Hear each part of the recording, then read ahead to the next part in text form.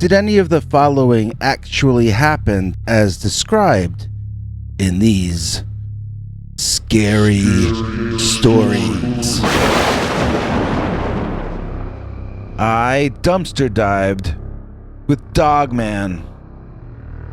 Dear Scary Stories NYC, I want to send hellos to New York City from sunny California. It's gotten a little crazy out here if you haven't heard, and a lot of the rich people have moved out to ruin whatever state you live in. Me? I'm stuck here because I can't afford to move. I can't even afford food. That's how I ended up dumpster diving with the Dogman. My story really isn't much to tell, except that it's a sign of the times. Much of downtown is a wreck, and I shouldn't be surprised by anything I see anymore. Still, I have to say that this one topped the list for me personally, at least so far. I hope nothing else comes along any freakier or scarier than what I'm about to tell you. I was wandering around a part of town that I'd never been in before, somewhere in the area of Sunnydale or Bayshore Heights. I was starving and wandering, looking for a McDonald's or something like that which I could beg in front of and maybe get a hamburger. Instead, I saw 3 dumpsters together in this parking lot, and I am not ashamed to admit, I climbed up on one of them and began looking down inside, balancing on my belly. My head was inside the dumpster, and my feet were outside, dangling in the air, keeping me from falling in. Now, I am not your average dumpster diver. I'm kind of an expert. Most of the people around here have only been doing this in the past couple or 3 years, but I was a failure even back when the economy was better for people like me. This is basically my career at this point. So, as I gave up on that dumpster, seeing as there was nothing gourmet enough for a connoisseur like myself, I jumped backward off the edge and landed on my feet a little awkwardly. I backed up into somebody that I didn't realize was standing behind me, like waiting online for the dumpster, and I turned around to apologize. Before I could say anything to the guy, though, I realized something was seriously wrong. I didn't see anyone's face when I turned around. No. Instead, I saw a wall of dark grayish fur. Backing up into the dumpster, I got a better view as this 8-foot-tall, upright, shaggy, dark gray wolf-type bear man stood there looking at me. I mean, it wasn't just a large wolf standing up on 2 legs somehow. It had too broad a chest to be a dog. It looked more like a muscular caveman or Bigfoot or whatever. It had arms that looked like extra long human arms, not at all like a dog's front legs. I lost it right then and there, and the creature became hostile in a remarkably fast fashion. I don't think it had hostile intentions toward me until it saw me freak out in fear and smelled how scared I was.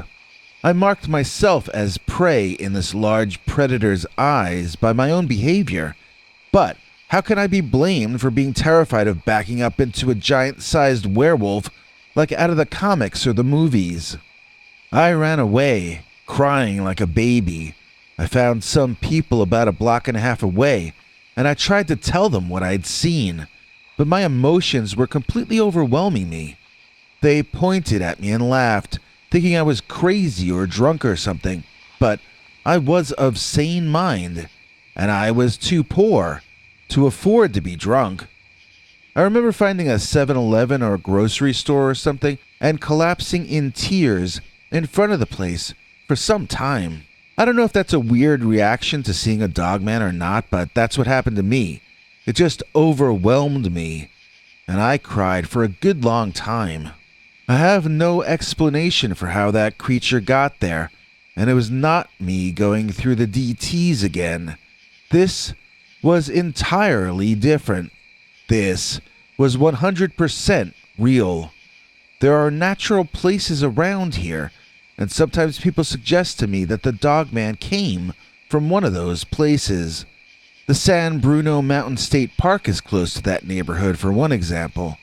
But I don't know if I go for that theory. This creature didn't seem natural to me. I think it was a werewolf. I think it was someone who dabbled into the occult in a way they couldn't understand or control. There used to be a lot of silly rich people dabbling with arcane and dangerous forces just to be fashionable around San Francisco. I think the Dogman I saw was one of those people, suffering from a werewolf curse they inadvertently, or perhaps purposefully, put on their own head. You don't have to agree with me. Maybe I saw a Dogman. Maybe I imagined the whole thing. I don't know. All I know is that I hope I never again have a reason to say I dumpster dived with a Dogman. Dogman versus the Circle Walker. Dear Scary Stories NYC. This is a story that my grandfather told me about his favorite cat, who he called Janus, the Circle Walker. Janus was a house cat, but so large that guests sometimes thought that a mountain lion cub had gotten into his house. He wasn't usually hostile to humans, but he did tend to avoid everyone, except my grandpa, who he had bonded with when he was a kitten. Janus earned his nickname of the Circle Walker for obvious reasons. Whenever possible, he would walk in circles. If Grandpa sat under a tree, then Janus would walk across his lap, around the tree, come full circle, and walk across his lap again.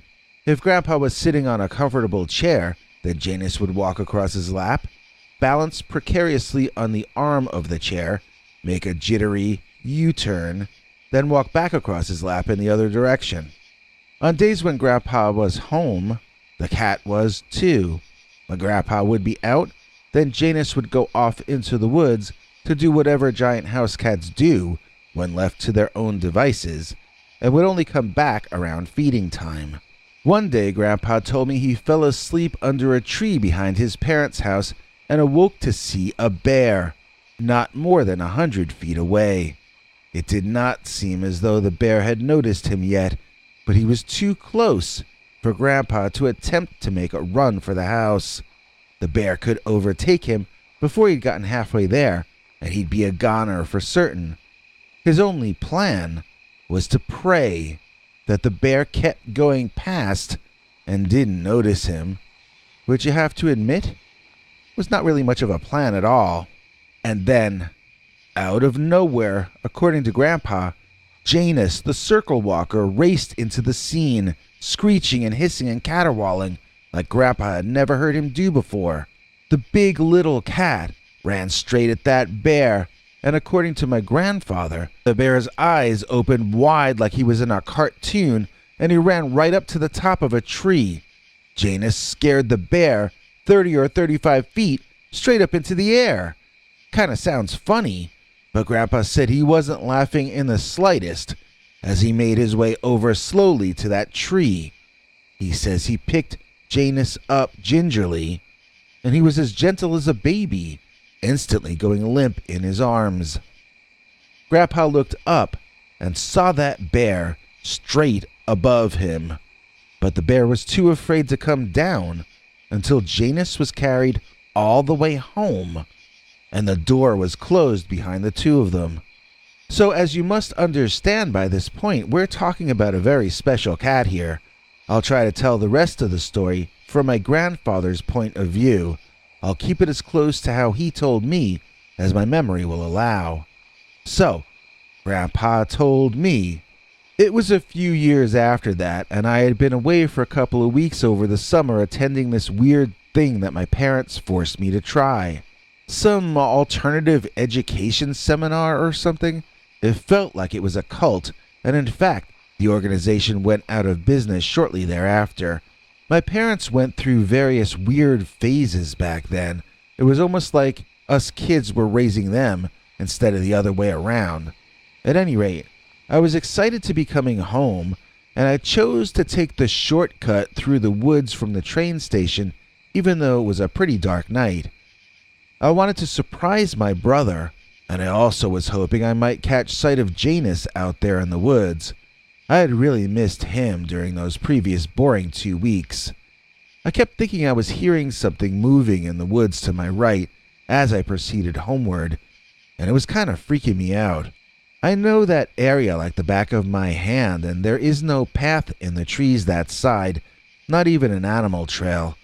It's too close to the rail station, and I began to be concerned that might be a crazy person or a mugger or something along those lines. Trust me, I was not thinking that it was a Dogman. I reached the old house there in the woods. To my left along the old dirt path was, and I think still is to this day, the ruins of an old cottage.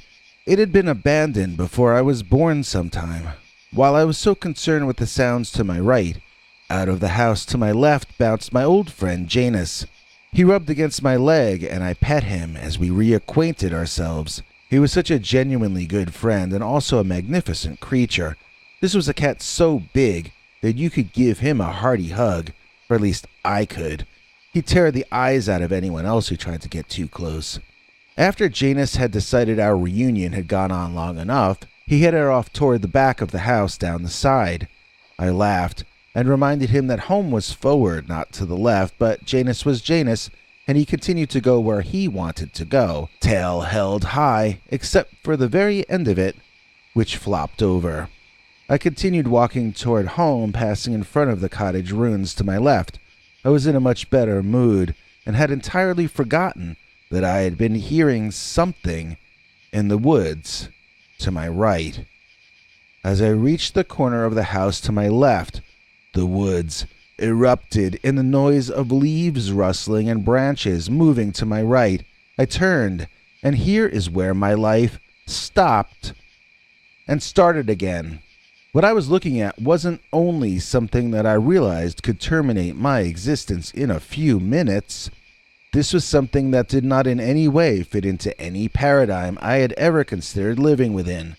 My mind shut down and rebooted into a brand new world where I had to accept things that I never would have ever considered accepting before. What I'm about to type here still seems utterly ridiculous to me. It's like typing a nonsense nursery rhyme. It's like standing on my head in a clown outfit. It's something that nobody in my fraternity would accept me saying publicly. It's something that I'm extremely embarrassed to have to admit really happened to me. I'm ashamed of myself, and I know my father would be ashamed of me too. But I have to be truthful and I have to say it. I saw a dog-headed werewolf walking from those woods, and he had an evil grin on his face. This was not an ordinary wolf. This was more of a thinking creature. It's just that the thoughts this thing was thinking were evil.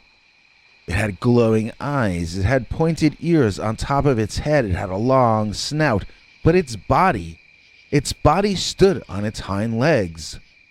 I had to look up to see its eyes, which were glowing in the night. It had black and white fur that hung long and tangled. It was stringy in places and matted in others, as though the creature never groomed itself in the slightest. It smelled like the forest. All the rotting animal and vegetable smells all rolled into one. It had larger fangs than a normal dog. I never saw any canine whose teeth were the only thing I could focus on before, but this one seemed to have been built around those choppers. It stood like a man and did not seem to be having any trouble doing so. But I don't remember many details other than that due to my fear of the teeth it had clenched shut, and through which it was growling fiercely at me. I do not think it had hands or anything like that. I think this was a wolf-dog hybrid, possibly. A very large, black and white, long-haired, bipedal wolf. I didn't know if it was a natural animal of the forest or something that had escaped from hell itself, but I knew I had no defense against the creature. I could tell by the look on its face that it intended to treat me most poorly. I was considering trying to run and hide inside the cottage ruins when I heard a very familiar sound. Old Janus, the circle walker. He had not gone off to walk in the woods as I had thought he was going to do. Of course not. He was the circle walker. He had walked around the house, and he was heading on back from my left when he saw that dog-headed werewolf menacing me. Screeching and hissing and caterwauling, old Janus flew across the patchy grass toward this big predator that wasn't even supposed to exist. One big argument against Dogman being magical or paranormal or supernatural is that when that bipedal dog wolf saw Janus tearing at him, all claws and fangs and screeching and hissing, his eyes got as big as the bear's had years earlier. He didn't run up a tree, but he did reverse face and disappear into the trees from whence he came. I dove after Janus and managed to wrestle him to the ground before he got lost in those trees as well. I somehow thought that the werewolf might not be as easy to defeat as that silly bear had been years earlier when Janus was much younger. And so ends my grandfather's story of a most unique cat and an even more unique monster that he scared off. And now you know who won the battle royale entitled Dogman versus the Circle Walker. Don't go anywhere, we've got an all-new Christmas Dogman story in a second. But first, please join us in thanking today's executive producer, James Tucker, for making this episode possible. Talking about prodigal James Tucker. He's badass, he ain't no sucker. Lots of people make lots of claims, but they can't hold a candle to James. James Tucker gets to see our secret uncensored Sunday stories, Dogman encounters, rated R or worse, that we could never tell on this channel. We've got an archive of over 15 hours of these secret tales, which you can access if you join us at the $3 level or higher. Just join our PayPal subscribers club at peterbernard.com, or else do what James Tucker did and click the join link under this or any of our videos. And now, for that new Christmas Dogman story I promised you. We call this one Dogman Tracks in the Christmas Snow. Dear Scary Stories NYC. When I was in college, I had a best friend who was almost the opposite of me. I was a blabbermouth. I never thought ahead, and I was loud. My friend, who we can call Guido, was quiet, contemplative, a good chess player, and rarely got excited. We were good buddies in college because I would talk, and he would listen. And then one day, Guido got loud when he spotted Dogman Tracks in the Christmas Snow. So in my junior year, I got my parents to agree to let me invite Guido to stay at our country home with my family for Christmas. He told me he never really celebrated the holiday before, so I wanted him to get to see what it was like. My family used to do it up big back in those days. Our country home was a place we would retreat to in the summers when I was very young, until we bought our beach house. Then, the former summer home became our quite picturesque Christmas retreat. It was a bit hard to get to in the winter, and hard to get out of once it snowed, so we had it quite overstocked with supplies that would last us until March if we got snowed in. It really was a world of its own.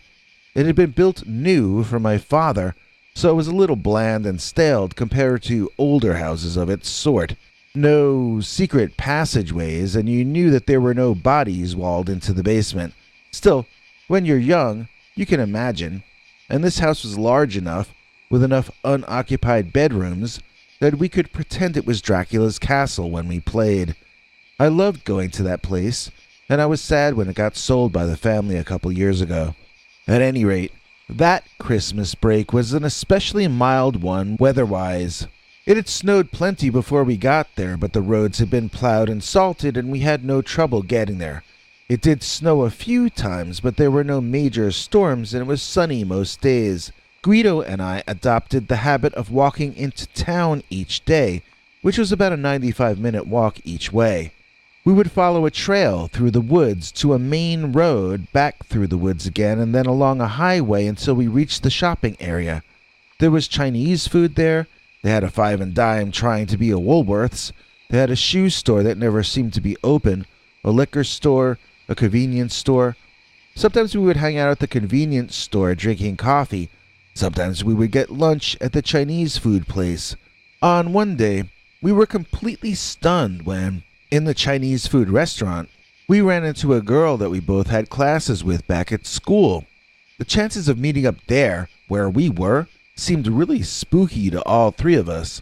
So we ate together in the restaurant and talked about it until we realized it was getting dark and we had a long walk home ahead of us. Our classmate offered to drive us home, but we foolishly declined her graciousness. Of course, if she had driven us home, I would have no story to tell you. So as Guido and I walked back, we found that the snow had hardened into ice and was going to be much slower going than it had been on the way out. As it grew darker, we started walking off the beaten-down icy path onto the fresh snow, which was a little less slippery. As we did so, I noticed Guido seemed preoccupied. I was too, just trying to walk in that deep snow, which got me out of breath early and kept me there for most of the way. Guido was staring off to our right at something, and I couldn't figure out what it was. When we took a break to catch our breath, I asked him what he was looking at. He told me there were strange tracks in the snow. I asked him, how strange? And he said, they look like very large dog tracks, but they also look as though they are bipedal. He couldn't stop staring at them, he told me, because he couldn't understand what kind of animal had left them. I was so winded from our journey and so concerned about getting home, I wasn't really catching the implications of what he was saying. Guido's family is part Native American, and sometimes he says stuff about nature that flies way over my head. I was a little too tired and cold that night to be very curious. He had basically told me that we were walking next to werewolf tracks, and my response was to say, that's nice. I mean, I didn't get it. We were in danger. We wandered along the side of the path until we reached a main road, deserted in the winter night as though the world had ended. Now we could walk on the asphalt and make much better time. Now we could get a little further from those woods. And now we had streetlights. I did breathe a sigh of relief, but then we heard it. There was something walking in the woods. There's someone there, Guido whispered to me. It isn't an animal. It's on two legs. How he could tell that from what sounded to me like random natural noise, I'll never know. This is the point in the story when I got mad. This is the point when I understood that the situation had fundamentally changed. We weren't just walking home after a fun outing. We were being trailed home by someone who couldn't possibly have good intentions toward us. The road went uphill, which the entire route home seemed to be. We slipped and slid upward, 2 steps forward and 1 slide back, listening to the other one, the stalker, making better time in the forest to our side. Guido looked very scared. He looked like he was going to cry. Seeing that felt like a punch in the stomach to me because he was always so self-assured in nature.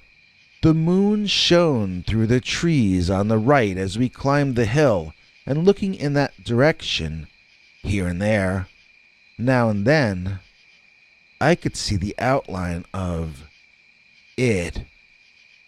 It wasn't a man, at least not a normal one. It was that big dog that Guido had been talking about. The dog that walked on 2 legs. I was seeing it, then losing it, then seeing it again. I told Guido this, and he started crying silently. His face was so contorted that he looked as though he were laughing. "Don't look at it," he hissed at me. "Don't think about it, don't talk about it," he sobbed, and I knew then why his cheeks were covered in tears. He had seen it before I had. He understood what it was. I stopped looking over at those sounds. When they would come, I would blot them out of my mind. I remember thinking about catches I had made in the outfield for the school baseball team that had gotten me applause. I remembered what that felt like, and blotted out that there were sounds being made, which I could hear, that originated with a dog-headed man-like creature that was stalking me and Guido.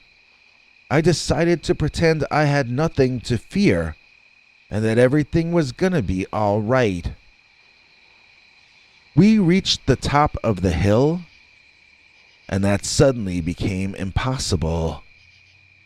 Up ahead and to the left, I saw the creature that I thought had been on our right. Off on the side of the road, heading down the hill in front of us, was a 6 to 8 foot tall, dark, Anubis-like figure. Its glowing bright eyes shine the only visible feature on the silhouette. How could it have gotten on that side of the road? I heard the familiar sounds in the woods to my right, and then I understood. This was a different dog-headed man. There were more than one of them. We could very well be surrounded. The lights of the oncoming car were blinding, and the horn honking so close to us was deafening. Coming up the hill, he couldn't see us until he was almost on top of us, and we didn't see his headlights until he had crested the hill. It was almost a disaster, and all three of us were pretty freaked out about it. The driver was nice, and he offered to drive us home, or as close as he could get us to there in the snow. Basically, this random driver coming upon us at the right time saved our lives. All I can say is, if you're lucky enough to spend Christmas in the country this year, please stay safe, but enjoy yourself. If you want to wander in the woods, make certain that you're home before sundown, especially if you see Dogman tracks in the Christmas snow. Grandpa's Old Monster Glasses. Dear Scary Stories NYC. My grandpa used to tell me that he had magic glasses that allowed him to see dinosaurs and monsters. I wasn't sure if I really believed him, because when I would try them on, I would never see a monster. He would explain that it was just because there were no monsters in the area when I had the glasses on. I remember how large they felt on me. I had to hold them on with both hands. But whether the magic monster glasses were real or not, I loved to hear Grandpa tell his stories about the monsters he had seen with those glasses on. He saw werewolves several times, or dogmen as they're called now. He also saw other completely different things, like the time he saw the zombie and the ghosts he ran into. All sorts of oddities. He had a monster story for each day of his life, and he was eager to share them. He didn't seem to care if people thought he was crazy or making it up. He enjoyed his life with great enthusiasm, and monsters were a big part of it. So, one of the werewolf stories happened when Grandpa was driving a truck for some newspaper. I forget the details. I think he had to drive a truck making drop-offs of papers throughout the city and then go up north of the city to the suburban and country areas.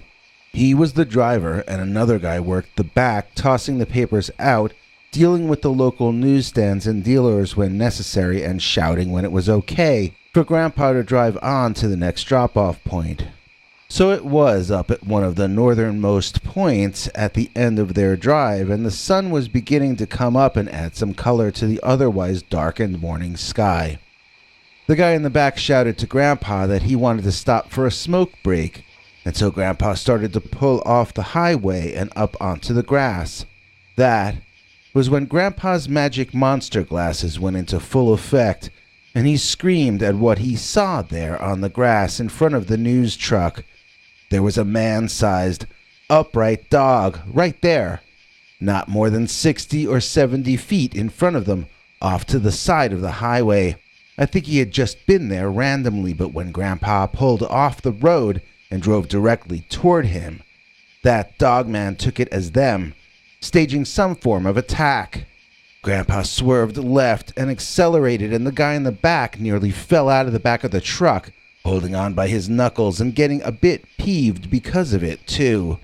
As they sped off to a safer spot to take a smoking break at, Grandpa informed the guy that they almost had a run-in with an actual real-life wolf man. The other worker just thought Grandpa was crazy and asked him to describe what he had seen. He told the guy it was a hairy man-like creature standing upright on his back legs, but his head was like that of a dog or a wolf. The other guy thought Grandpa was joking because he had looked at the same area of the grass along the side of the road, and that guy had seen nothing at all. No werewolf, no human, no dog, no anything. Grandpa knew he had seen the Dogman or werewolf because he had his special monster glasses on.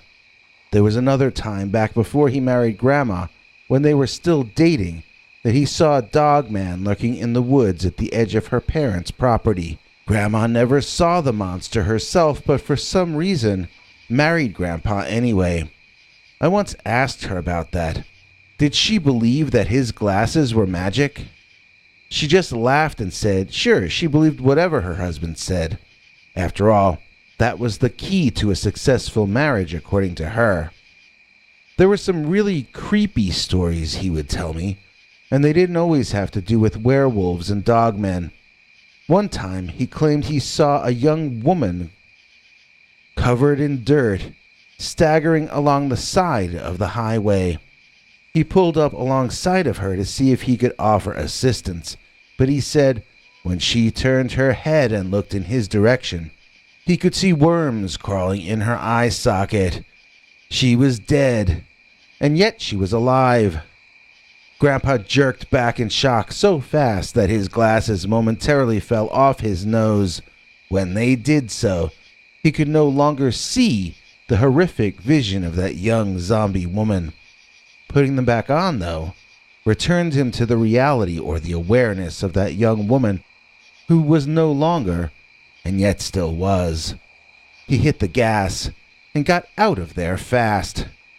Grandpa also told me of a time when he had a big, heavy-set guy sitting in his passenger seat as he drove home on the highway in the dark one night. He said this guy just appeared, sitting there, staring straight ahead. He was wearing a baseball hat and jeans, his belly flopped over his pants, and he had a dirty white t-shirt with a plaid lumberjack shirt on over it. Grandpa never really explained what happened with that guy. I guess he must have just disappeared. That's so weird to me. I mean, what is a ghost? Is it solid or not? If it isn't solid, then how can it sit in a car seat and ride along?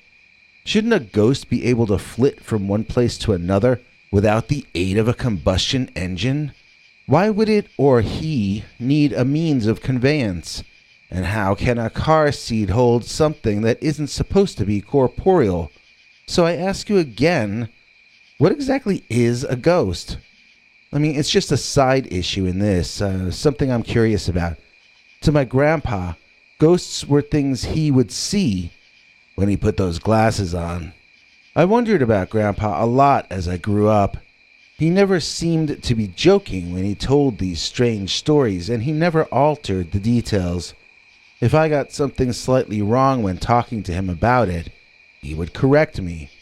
Like one time, I was telling someone that he saw an entire Bigfoot family, and he corrected me to say he saw a Bigfoot mother carrying one offspring. I was misremembering because Grandpa had insisted he felt the presence of at least one more Sasquatch, and he wondered if he were being watched. So he turned around and headed directly away from where he saw the female and her child heading. He hoped that if he were in fact being sighted by a scout squatch in the area, that he would be seen as less and less threatening the further away he got from that scene. So even though he reacted as though there were 3 or more Bigfoot there, he only actually saw 2. Maybe if he had been wearing his magical bifocals, he could have seen all 3. I joke about it to this day, but I don't think he made up all these stories. He didn't tell them the way he told his funny stories. He used to be a stand-up comic way back, and he would make up jokes in the form of stories. The monster stories, though, were never told in his flamboyant manner.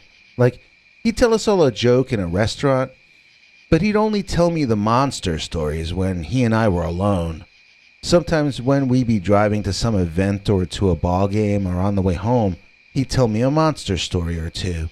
Sometimes after dinner, when there was nothing good on TV, we would go back to his room or mine and he'd tell me scary stories until he got too tired. He would always tell them in a confidential manner, not in a show business way. I once asked him, if most people never even get to see one cryptid in their entire lifetime, how come he's seen dozens and dozens of them? And he told me that the only reason he saw them was because something had gone wrong when those eyeglasses were ground. Something had vibrated differently on that day, and in one way or another, those glasses could now see things that human eyes would not normally be able to see. He felt it had nothing to do with him, and everything to do with his old glasses. If they broke tomorrow, he said, shrugging his shoulders, no more monsters. I remember asking him, was it better to have the glasses or not? Like, if he didn't have the glasses that day in the newspaper delivery truck, would he and the other guy have been attacked by an invisible dogman? Or did the very act of seeing the dogman attract its attention? What I mean is, when we can't see them, is it possible that they also don't see us? He said that was a good question, but he never answered it. I guess he didn't really know the answer. I mean, how can you even test that hypothesis? If you don't have the glasses on, you don't know if the monsters are there. If you do have the glasses on, then the monsters seem to notice you noticing them. Do the glasses actually put the wearer in danger that they would not be in if the cryptids in question remained invisible? I wouldn't even know how to go about trying to solve that one. So one day, Grandpa left us, and we had to move on without him. As luck would have it, I discovered those glasses when we were cleaning his house out. I tried them on, and the world looked far more in focus. My wife thought they made me look like a geek, which I guess in this case was a good thing.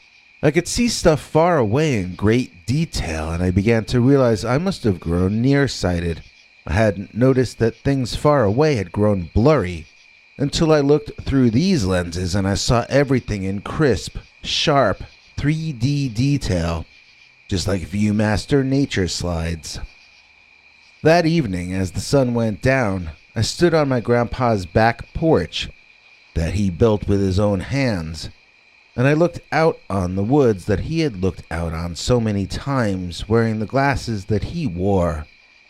And then, there was the Dogman, marching out of the woods and heading toward me as though he had a score to settle, was a ginormous, hairy ape man with a dog head. I screamed like a little girl and shouted "Run" to my wife, who just looked at me funny. I ran inside the house and was about to slam and lock the door behind us when I realized that half of us was still out on the porch, giving me a strange look. And now I could see the Dogman rounding the curve, heading up behind my wife to do what? I don't know. I reached out and grabbed her by the wrist, pulling her into safety and slamming that door right in the Dogman's face. He was unhappy with this and he freaked out. He barked loudly and he banged on the door so hard that I could see it bending inward and cracking. I continued to squeal like a weeping child, panicked and not believing what was happening. My wife reached over and pulled the glasses off my face. There was no more barking. The door, which I had seen begin to buckle, was now fully restored as though it had never been hit into by the creature outside. Without the glasses on, none of that had ever happened, it seemed. My wife kept the glasses, and I'm not sure where she put them. I hope she didn't destroy them, but she won't tell me in either case. I asked her why she did this, and she said I couldn't handle having monster glasses. I think she really meant that she couldn't handle me having them. All I know is I feel a lot closer to my late grandfather since the day when I tried on Grandpa's old monster glasses. Don't go anywhere. We've got another all-new Dogman story coming up in a second, but first, when your executive producer is Daniel Bivian, then you know you're not a loser and you're really Livian. Please join us in thanking today's executive producer Daniel Bivian for making this episode possible. Daniel gets to see our weekly Sunday night secret uncensored scary stories, and you can too by either joining our paid subscribers club at peterbernard.com or by doing what Daniel did and joining our channel memberships. It's easy. Just click the join link under this or any of our videos. And now on to our second scary Dogman story of the day, which we call Grandma's Dogman Encounter. Dear Scary Stories NYC. When my grandmother was young, she used to deliver food in a basket to her grandmother in the woods, just like Little Red Riding Hood.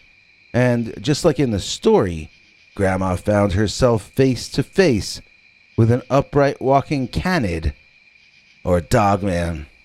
Grandma lived in a house that was on the street, and her grandmother lived in a house back in the woods that was where the street used to be before the county decided to pave the roads. Once the paving happened, the family built a second house next to the new road, and only Grandma's grandma and grandpa stayed back there at the old house by the no longer popular dirt road. Grandpa, and by this I mean my grandma's grandpa or my great-great-grandpa, had passed on when my grandma was 5 or 6 years old, but Grandma's grandmother lived until Grandma was 14. Hope that's not too confusing.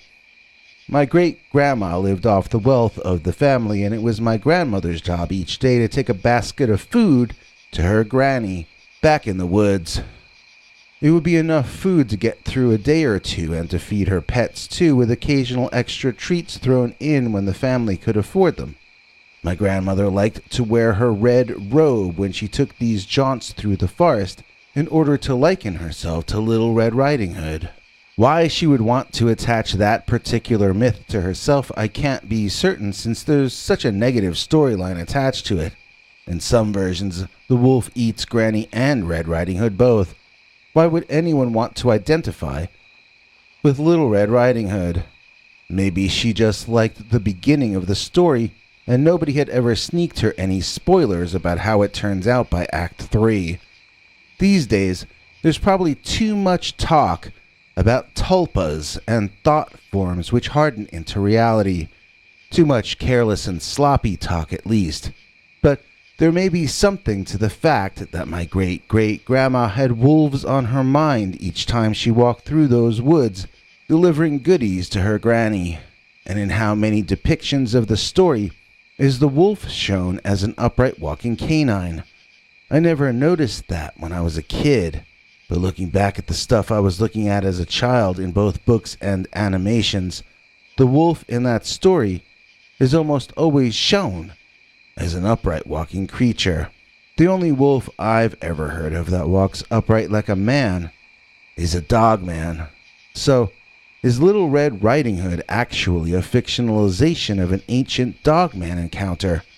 Little Red Riding Hood theorists respond with a resounding yes. Seriously though, the creature was never described as a man with a dog head or a dog-headed man. It was described as an upright walking wolf, and obviously there's a difference. Canines and wolves do not have hands. Canines do not have broad chests. And that's how my grandmother described the monster she encountered one afternoon in her youth. It was taller than her father, so it was the size of a tall man. It walked upright, but appeared in all other ways to be a kind of a wolf. Grandma even joked around calling it the Big Bad Wolf and the Big Bad Wolf Man one time when she and I talked about it. I think that a large wolf would actually be man-sized if it stood on its hind legs, so there are aspects of Grandma's story that make it seem eerily possible. It's only because we think wolves only walk on four legs that we see the story as possibly paranormal or supernatural. What if what she encountered was just exactly that? A wolf that, for whatever reason, walked upright? What if it had injured its front legs in its youth? What if its front legs were not strong enough to carry it because of a genetic abnormality? Or what if it just evolved as a mutant and naturally walked upright just because of the sheer chance of DNA combinations? In any case, Grandma was walking along toward her grandmother's house in the woods wearing her red hooded cape, and out of myth and legend walked a big, very darkly colored, very feral looking, bipedal wolf. It held its front paws in front of it as though it were begging for scraps, but nothing else about it looked like a house pet. Grandma said she had not ever been told not to run away from a predator, so she dropped her picnic basket and she ran to her grandmother's house. The wolf contented himself on the food in the basket and allowed my grandmother to escape. Her brother was made to bring the food to their granny after that, and Grandma said she missed the daily walks through the woods. But if big wolves were going to be hunting on their land even during the bright sunlight, then she was ordered to stay closer to home. Grandma didn't think much of my theories that she made the event happen by fixating on Little Red Riding Hood and the Big Bad Wolf, but she did cite that event as being the moment when her childhood died and her adult life truly began, at least internally. She became a more serious person after that, and was married by the time she was 20 to a man richer than her father. I never really got to know the serious adult version of Grandma, as she had already softened a lot by the time I came into the picture. But I would get a real sense of the person she had been when she was younger, when I would listen to her describing Grandma's Little Red Riding Hood Dogman encounter. I saw Dogman chased by a dinosaur. Dear Scary Stories, NYC. I've just gotten back from camping out for 5 months straight. I did come home now and again, but usually only to regroup and go out to camp again. I camped both by myself and with several different people over that course of time, as most people can't get away for as long as I can. I just need to be in Wi-Fi once or twice a week to send my work off to my boss, and that keeps everything copacetic. For the most part, I can live fairly off the grid, relatively speaking, for weeks at a time. So that's how I've been getting through this year of our Lord 2020. Actually, I think most of us would agree that the Lord had nothing to do with this year. He certainly had nothing to do with the Dogman. This would have been around August 20th or so, give or take a week. It was a really hot day, I remember that much. I was with my buddy we can call Chris the Werewolf because, well, that's what I call him. We were camping in Nakamixon State Park in Quakertown. We had 3 tents because I had a lot of tech equipment with me that trip. I actually had 3 kinds of cameras, but used none of them when we had our cryptid sighting. If you want to yell at me, go right ahead. I've yelled at plenty of cryptid witnesses that they should have taken a picture or a video, and now it's my turn to get yelled at. There was a large-ish field, and we were camped in a much smaller clearing in a patch of woods adjacent to the larger clearing. It was like our own apartment to the side of this field, with trees packed pretty densely around us in most directions. It broke the wind pretty well, and gave us a feeling of being in hiding while we were out in the open. It was right there in that mini clearing of ours that we viewed the anomaly that we viewed that afternoon. It was still sunny, but it was starting to get later in the day. This was definitely a daytime sighting, though, not a nighttime one. The sound came first, and the vibrating of the ground under our feet. It sounded like a stampede, and my heart raced, wondering if we were going to get trampled, tech equipment and all. I was legitimately scared, as evidenced by the fact that I climbed a tree to get up off the ground. Chris the werewolf, who is not really a werewolf, had a different reaction in that he ran out into the larger field for a few feet, looking in the direction that the commotion was coming from, trying to see what it was. For these reasons, because he ran out into the bigger field and because I climbed the tree, we both got to see it at about the same time. There was a giant man covered in rust-colored hair all over his body, bursting out of the underbrush and looking absolutely insane.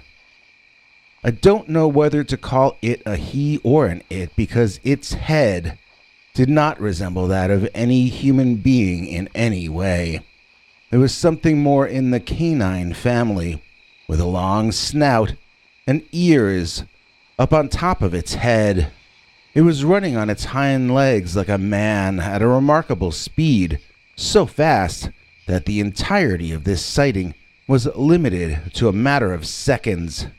The expression on this thing's face was very human, but what it said to me was, "Suicide bomber." I genuinely thought it was running in our direction to blow something up, either in a literal or more likely a figurative sense. And then we both saw what he was running away from. Out of the forest behind the giant Dogman sliced a kind of a shark on two legs.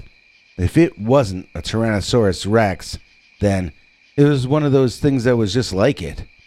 Its head was thinner and longer than I had expected, and that allowed it to run through dense forests quickly in spite of its enormous size. I don't think this was a velociraptor because, well, it was too large. And I've read that real velociraptors were never as large as the movie versions anyway. This dinosaur was bigger than the Dogman, and the Dogman was almost twice my size. It was absolutely mind-blowing to watch two animals race after each other, both running on hind legs. I mean, I guess lots of animals can do it, but I never saw anything like this before. The dinosaur kept snapping at the rear and the legs of the wolfman, and I thought a couple of times that he actually got him.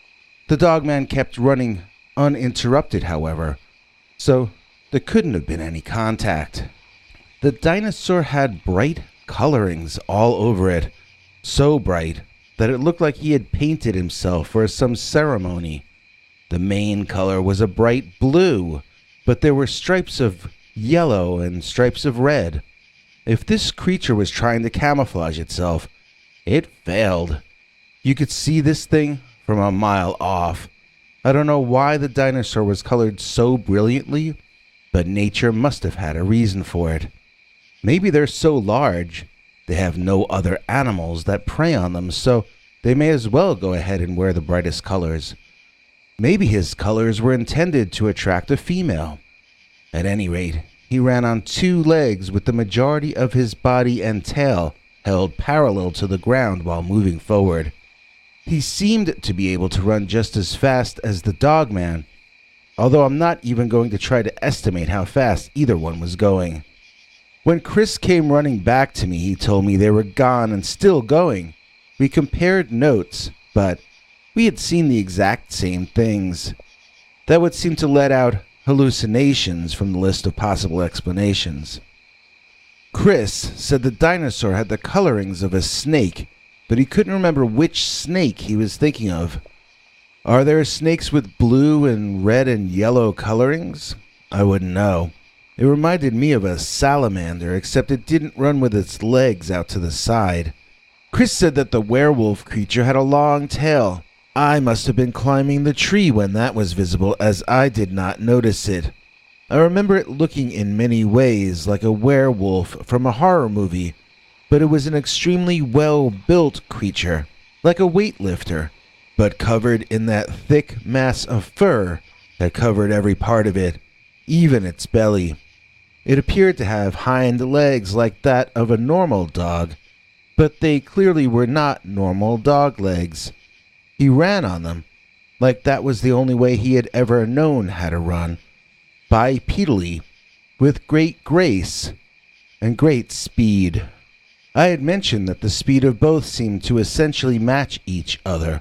The Dogman clearly was making far more leaps and jumps than the big dinosaur, but the dino's reach between steps was just that much greater. When the Dogman ran, it sometimes would make these acrobatic sideways leaps to attempt to throw the dino off its trail. It reminded me of a kangaroo when it would do that, but it never did it for 2 steps or 2 leaps in a row. Always after making a jump, it would then race bipedally, ducking under and leaping over any obstacle that might get in its way.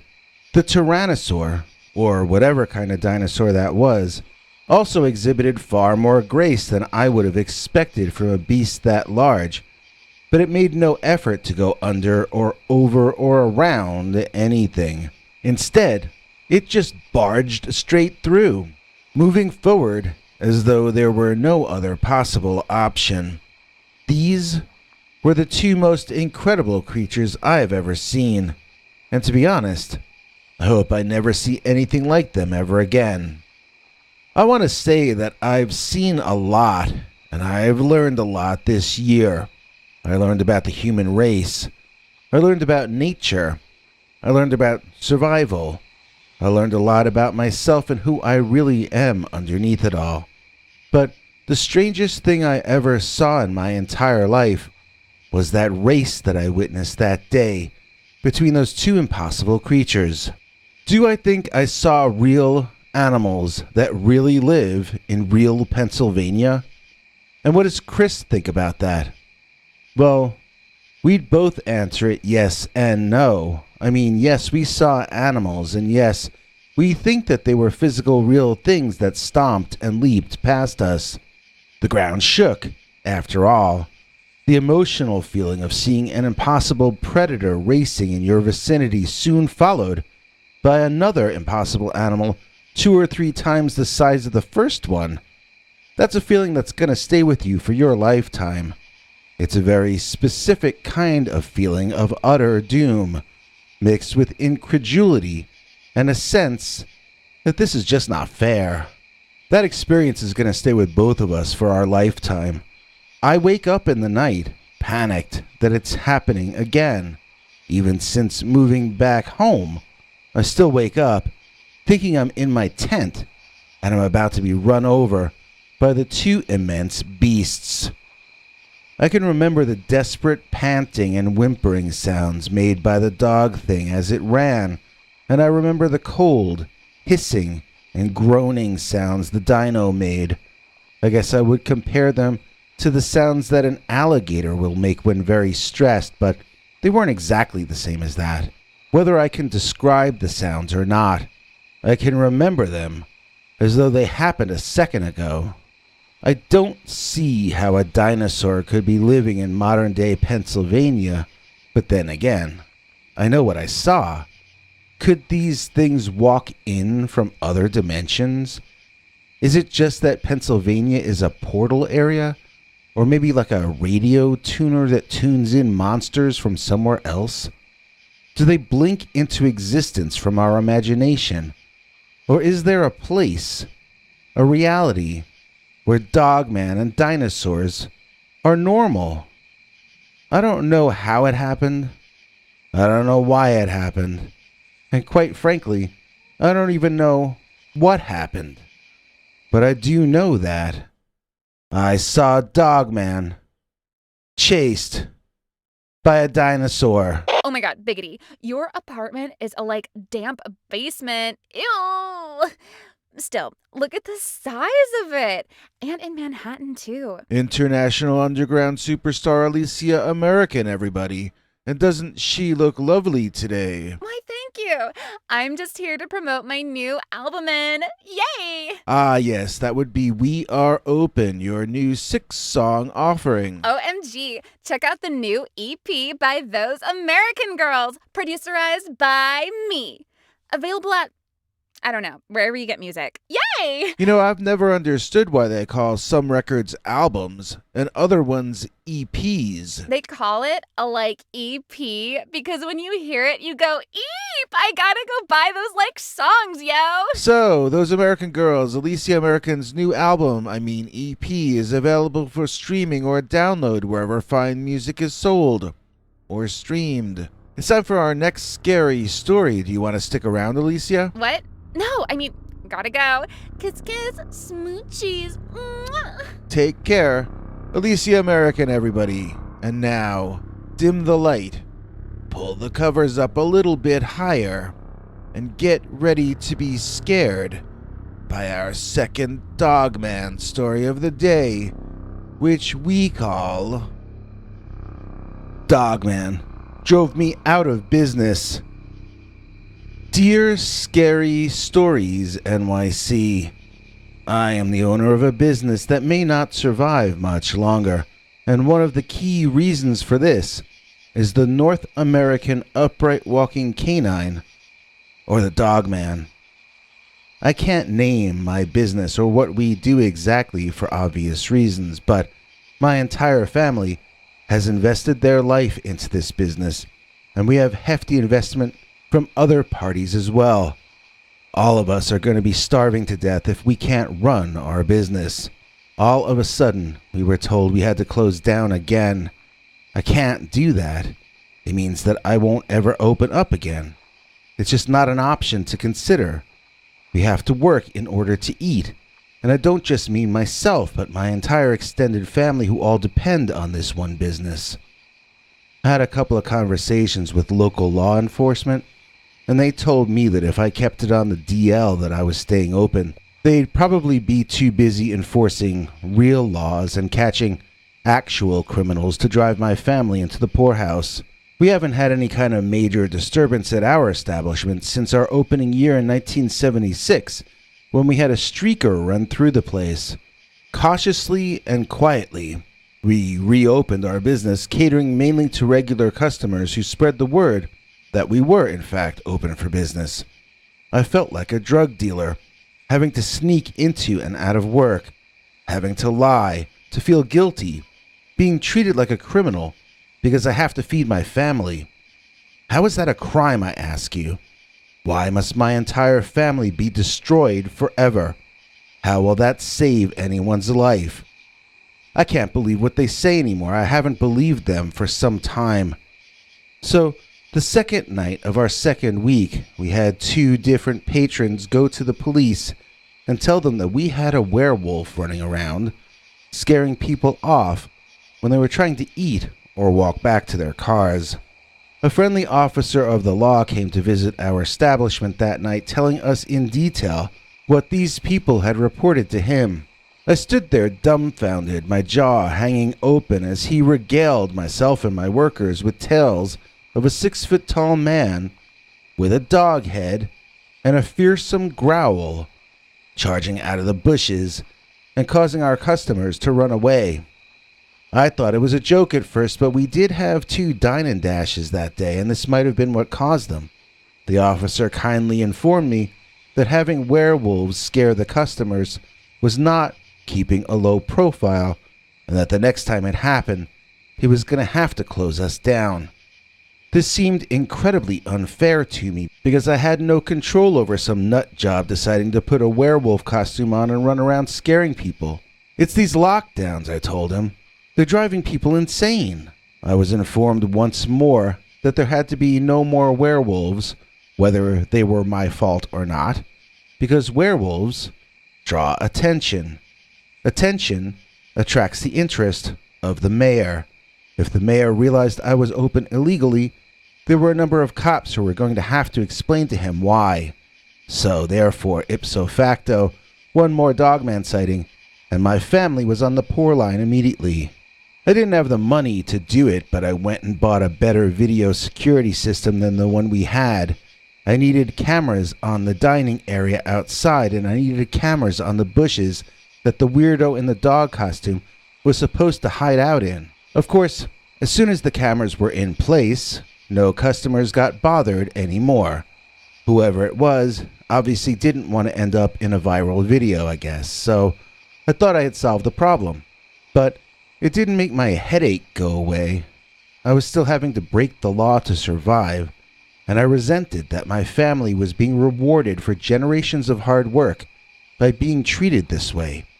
It hurt, and it still hurts, and I guess it's just gonna hurt forever because nothing is being done to save small businesses, and the middle class isn't going to even exist anymore within a matter of months.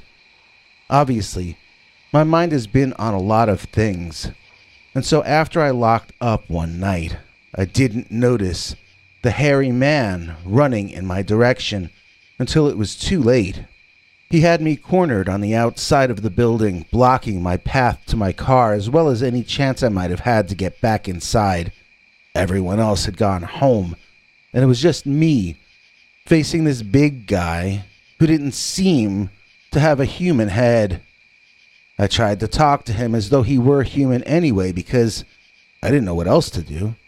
I spoke to him in a calming voice, wondering if there were any intelligence behind those dumb-looking dog eyes. How did he make his eyes look like that? They didn't look human. They were too large and too dark. I couldn't see the whites of his eyes like I should have seen if he were human. Was he wearing contact lenses? It isn't what it looked like, if that's what they were. I was never so scared as I was in that moment.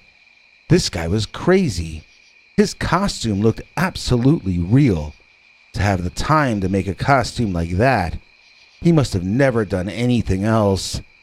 The teeth were so long that they looked like they could bite all the way through my arm. The tongue hung down and panted from the long, savage-looking jaw, and I saw drool dripping from it onto the ground. I tried to understand how a man could fit a mask the size and shape of that dog head on, and I couldn't come up with an answer. The ears on the costume moved, just like real dog ears, and as it walked closer, I could even smell an odor that reminded me of backstage at the circus. It took an awful lot of convincing for me to realize that this wasn't a dog costume. This was a dog man. My customers weren't reporting a jerk who was harassing them. They were reporting, well, whatever this thing was. A prehistoric man, I guess, a caveman with a dog head. I was both blessed and cursed by what happened next. My policeman friend came to check up on me because he saw that the place was closed up, yet my car was still in the lot. He interrupted my midnight rendezvous with the dogman behind my place of business, and fortunately for me, the creature was scared off. Unfortunately for me, the cop really meant it when he said that one more dogman sighting would mean my business would have to close down for the duration. He was too afraid of losing his job to listen to any of my begging and pleading and protestations. We're going to have to close down again, and I just pray that the fates, the government, and the dogman allow us to open up again in time to save our business. As of right now, though, things look very bleak for me and mine. And if any of you can afford to erect a tombstone over us once we're gone, here's what to have engraved on it.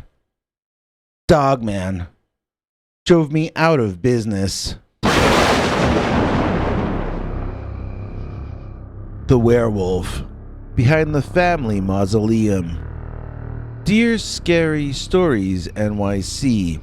When I was a kid, and this was a very long time ago, I was a huge fan of the daily TV show called Dark Shadows. For this reason, nobody believed me when I told them that I saw a werewolf behind our family mausoleum. I still to this day can remember my sighting with crystal clarity, so I'll share it with you and see what you think. The sighting happened on a family trip to the cemetery to put flowers on graves of relatives, but I feel I should explain the context first. This was the late 1960s, either 1969 or 1970. There was a show on TV in the afternoons back then called Dark Shadows. It was mainly targeted at housewives, as women were the only ones at home that time of day back then.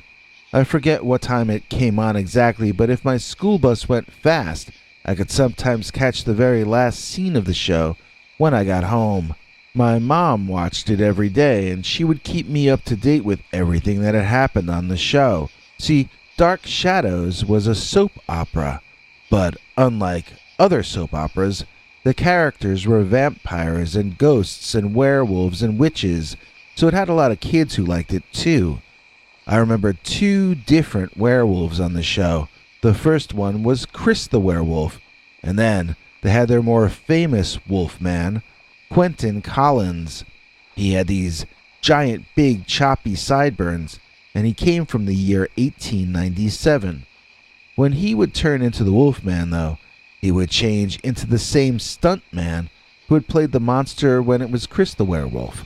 The fictional Collins family in the show were very well off, and they had a family mausoleum. Like all their houses in the show, the mausoleum had a secret room in the back that only a few knew how to get into. Even fewer knew how to get out, so it was used to trap the werewolf in on the nights of the full moon. He could be released in the morning after he had reverted to normal. So, as a child, I didn't just associate ghosts and vampires with the cemetery. I associated werewolves with it as well. One Sunday, it was a holiday, but I don't remember which one, we drove upstate as a family after we got out of church. I was starving and I wanted to change into comfortable clothes, but we had this long, boring drive to see the dead people at the cemetery, and then we could finally go get some food at some roadside diner. I had never been to the cemetery before, or if I had, I was too young to remember it, so this was all new to me. When we got there, I was expecting it to look like the cemetery on Dark Shadows, where it was night all the time. So when we finally arrived at our destination, I was disappointed at how bright and sunny and beautiful the place was. It was more like a park than it was like a haunted graveyard. Utterly bored, we made the rounds of finding various relatives. Some had stones flat to the ground. Others had stones sticking up. Finally, we made our way to the family mausoleum. I was stunned. I didn't know we had a family mausoleum. I asked if I could please be buried in the secret room in the back when I passed on, and Mom laughed. Annoyed at us for sharing an in-joke, Dad explained that this mausoleum was for the rich side of our family, and that if he ever caught me in there, he'd give me a good reason to be in a cemetery. See, this was the late 60s or early 70s. Dads were always threatening their kids' lives. It was just the way it was back then.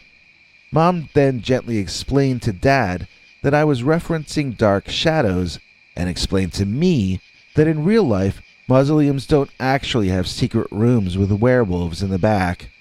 My father then went into a tirade about how Mom was screwing his son up by making me watch ladies' soap operas. He asked her if I was going to grow up to marry a man, which, back then, wouldn't have been possible yet. Mom got emotional and started speaking in her louder, upset voice, and Dad moved his register down to his lower, growly voice, and I knew they were about to get into a serious early 70s argument. That was my cue to wander off and get some space between us before my eardrums got damaged with the volume. I wandered toward the mausoleum. Even if I couldn't be buried in it because my dad wasn't rich enough, I still thought it was cool to be related to people who actually had their own mausoleum.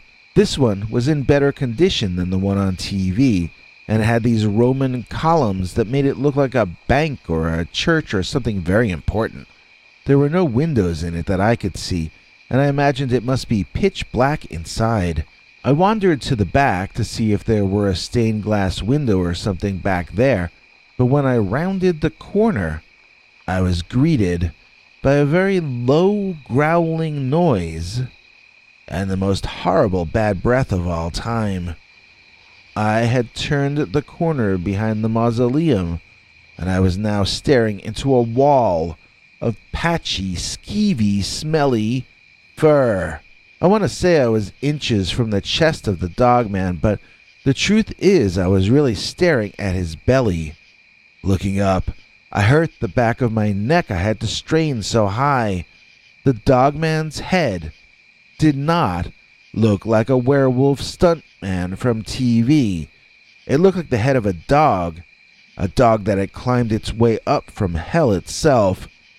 I looked straight up as this hideous face loomed over mine, and that dog dripped saliva all over my face. I ran, screaming and coughing and spitting dog saliva out of my mouth. I ran to my parents, who were both still mid-argument. I was crying that there was a big dog behind the little bank building. I remember my father shouting at me, "If there's a big dog somewhere, then don't go there." And then he returned to arguing with my mother. Clearly this was useful advice, and so I took it. It was a bright and sunny day. I had seen a monster on a sunny day. I kept watching for the Dogman to emerge from behind the mausoleum. It made me feel dizzy. I was so nervous about it. But it didn't ever happen. As we left, I imagined that the thing must still be standing there where I had last seen it hiding, but we never had the vantage point while leaving for me to test that theory. It was just an inexplicable event, and it stuck with me. Eventually, days later, when my mom seemed in a better mood, I told her in greater detail about my sighting of a bipedal upright dog. She scoffed and said I stole the idea from Quentin Collins on Dark Shadows and that I was unoriginal. She felt I was making it all up, but I was trying to get her to help me understand my actual sighting. I don't know if I think Dogman is a real animal. I think it must be some kind of a ghost or spirit, or else why would it hang around in graveyards? I've lived for decades and raised a boy of my own since this sighting, but even now I can't explain. The werewolf behind the family mausoleum. Don't go no place. We got another Scary Dogman cemetery story for you. But first, Scary Stories is keeping it clean as our executive producer is Jorge Martinez. He seems cool from what we can glean as our executive producer is Jorge Martinez. Please join me in thanking Jorge Martinez for making this episode possible. Jorge gets to see our weekly Sunday secret uncensored Dogman stories, as well as our 3 5-hour uncensored specials. That's 15 hours of Dogman available if you join at the $3 level or higher at either our PayPal subscribers club at peterbernard.com or by clicking the join link under this video to become a channel member. PQ Ribber will be back with more details at the end of this episode, but now let's jump into our second Dogman graveyard story of the show, and we call this one Graveyard Dogman. Dear Scary Stories NYC, I saw a dog-headed man at a distance on 3 different nights while I was in the Druid Ridge Cemetery in Pikesville, Maryland. No, I wasn't the night watchman. I just came from a family of 7 brothers, of whom I was the youngest. They would tie me up and lock me in the basement. They would tie me up and lock me in the attic. They once tied me up and left me in our great-aunt's bedroom closet, and she nearly died of fright when she opened the door and found me gagged in there. This was all hysterically funny to my older brothers. And another thing they would do was tie me to a headstone on the cemetery in Pikesville and time how long it took me to get free and get home. You see, I learned young how to work my way out of all sorts of knots and situations. I studied Houdini and practiced his methods. I would make my chest and body as big as I could while they tied me up. Then I'd become smaller to slip out after they'd left. I would hide blades on my body hidden under band-aids and use them to cut ropes that tied me. I learned every trick in the books. And then I made friends with a local magician to learn even more. My brothers always knew I could get out. They just didn't know how long it would take. Well, except for a couple of times I won't get into, but that's water under the bridge. I mean, they're my brothers. I'm not going to hold a grudge just because they almost killed me a couple or 3 times. At any rate, I must have been tied up in that cemetery 6 or 7 different nights, but it's only the 3 times that I saw the werewolf-looking thing that I remember. That really made it hard for me to do what I was doing. I mean, I was pressured by my brothers to escape fast, and I didn't want to get caught by the night watchman either, so I was stressed out already. But imagine being in that situation, knowing it's going to take you at least a few minutes, or maybe longer, to get out of your trap, and then you look up, and you see the silhouette of a dog-headed man searching through the graveyard in the foggy night. There's nothing you can compare to your first time seeing a dogman. It's more shocking than seeing someone holding a knife on you. I've had both happen, and believe me, a dogman at 200 feet is even more frightening than a knife held 1 foot away. I cannot explain the instant fear exuded by the dogman in any better way. At least I understand what a mugger is. I can't explain to you what a dogman is. I've been racking my brain for a way to translate my experiences when it really was on 2 of the 3 occasions just me seeing the creature at a distance through the night. If I made a film of it, that might work better than words to convey the feeling of being trapped, the panic, battling against hopelessness over your very survival, the random nature of whether the dogman itself would see me, and then if it did, whether it might come over. All that added to the overall effect of confusion and fear. A big part of me would want to give up when that creature was near, or one of them. I don't really know if it was the same one each time. I think it's more likely to have been a different dogman each time. Don't ask me why I say that, it's just a gut feeling. Maybe I subconsciously noticed differences between them that I can't consciously remember. So I think it's worth noting my gut feelings, although obviously I'm not saying they count as proof. There is a small woods in the back of the graveyard, a small patch of trees. It's not large enough to get lost in, and it does not connect to any larger forest. If you look at the cemetery from overhead, you'll see that it's not exactly in the middle of New York City, but it's not in the middle of wilderness either.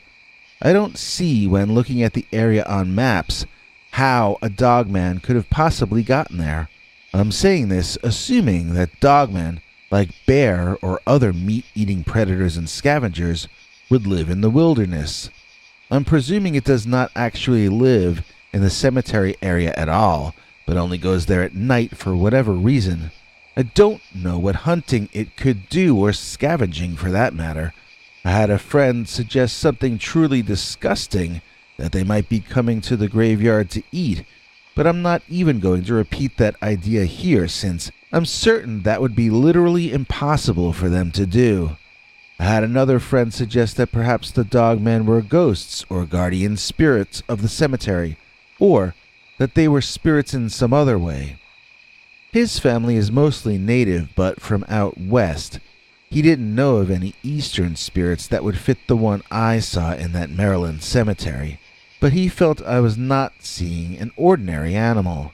I told him my theory that they come to the graveyard via underground tunnel systems or maybe sewers, and he admitted that might be possible if they turned out to be regular creatures. But, he said, if they were ordinary animals, then we would have known about them a lot sooner. I countered that there are in fact dog-headed men stories going back many generations, And then he said those were probably brujos or sorcerers. This thing that I saw, he didn't feel that it was a skinwalker or anything like that. He felt it was a spirit, possibly a spirit of the location itself. I do have one story that might seem to support that idea. It was December, and it was way too cold for my brothers to be tying me up outside in the cemetery. I told them that specifically, and so they gagged me to shut me up. I had been taken by surprise by the gagging, and was not properly tensed up while they tied me. It was slow going getting untied, and I was so cold that I was having an even harder time of it. My fear made my feet sweat, and the wet socks froze, causing me to shiver all over. I didn't know if I was going to make it out of this particular trap, and I have to admit, I was as scared as I was cold. It started to snow, slowly and lightly at first, and then so hard that it was as dense as fog. I could make out where lights were in the distance, and that was about it. Nobody was around, and the snowy night was completely silent. I was grateful that there was no wind that night, or I might have been frostbitten already. The snow was sticking and already piling up to either side of me, as well as in front and behind me in that tombstone I was tied to. It was then that the silence was broken by the distinct sound of 2 feet trudging through the snow. Crunch, crunch, crunch. I wanted to call out for help, and then I realized I could go to jail for trespassing. Still, that would be better than freezing. I saw the image of Jack Nicholson frozen to death from the end of that old movie, and I shuddered even harder than I already had been shuddering. I reasoned that the night watchman wouldn't call the cops on me since I was tied up. Clearly I was the victim here and not the trespassing bad guy. I resolved to call out in the dense snowfall to let whoever was crunching that snow know that I was in need of rescuing. I was still gagged, so I didn't know if I could make a loud enough noise. There was nothing else to do, though, so I inhaled through my nose and prepared to make the loudest shout that any gagged person had ever made. The split second before I did so, though, I looked one more time in the direction I heard the sound coming from, and there, I finally saw him, or it. Passing in front of some distant light source obscured by the air thick with snow, I witnessed with remarkable clarity, for possibly 3 or 4 seconds, the distinct Batman-like silhouette of a very large, very muscular, very pointy-eared werewolf-type creature. Punctuating the dark silhouette were 2 slightly yellowish eyes glowing like lights in his skull. I do not mean that figuratively. I mean that as snowflakes passed near the monster's face, they briefly reflected the yellowish glow as they drifted down. Those eyes were actually lit up, and the creature was heading in my general direction.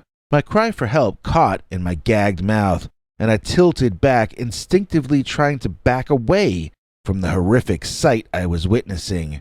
That was when I heard a loud crack, and the ancient tombstone I had been tied to split in half.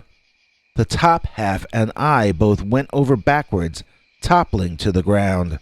It knocked the wind out of me, but as I recovered, I realized it had also loosened the ropes around my midsection. I immediately began the process of slipping the broken stone out of my bonds, allowing gravity to naturally loosen it and let it drop.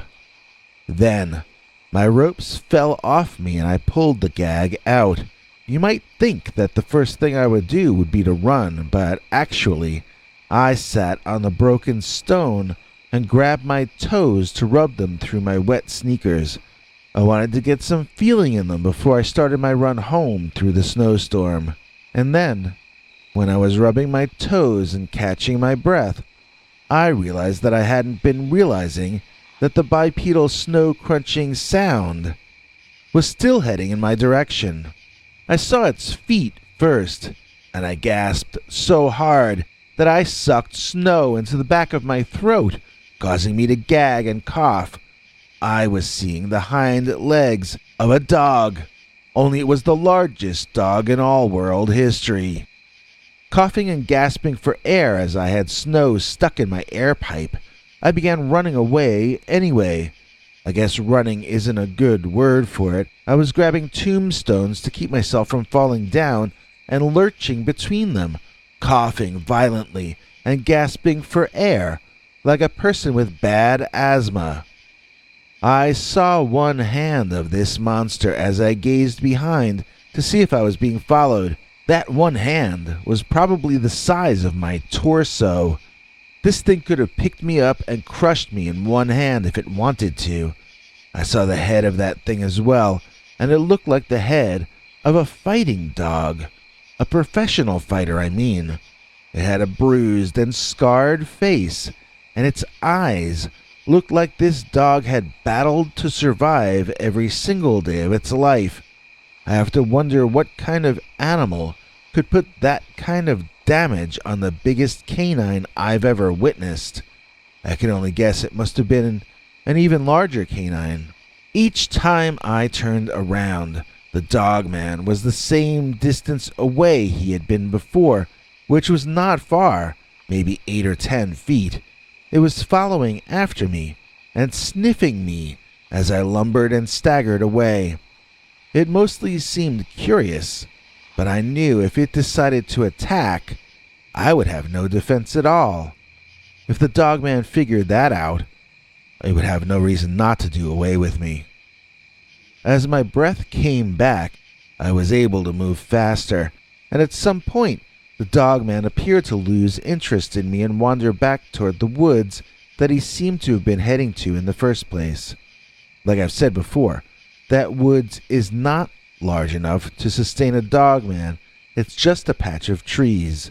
We have a couple of golf courses in the area, so there is a lot of nature here, but I doubt Dogman could live on a golf course either.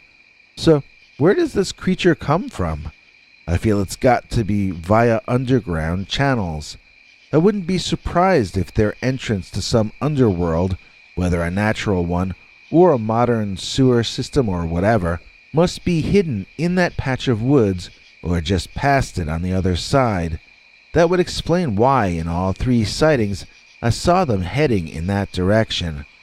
Obviously, it's just my theory, but I haven't heard anyone else propose any better ideas as to the origin of the graveyard Dogman. Dogman or werewolf? What did I see? Dear Scary Stories NYC, welcome to Walkerville, Michigan, where I saw the Walkerville werewolf. This here that you're looking at, that's Main Street to us. Don't laugh. Let me turn the camera to the right and you'll be impressed. There. See?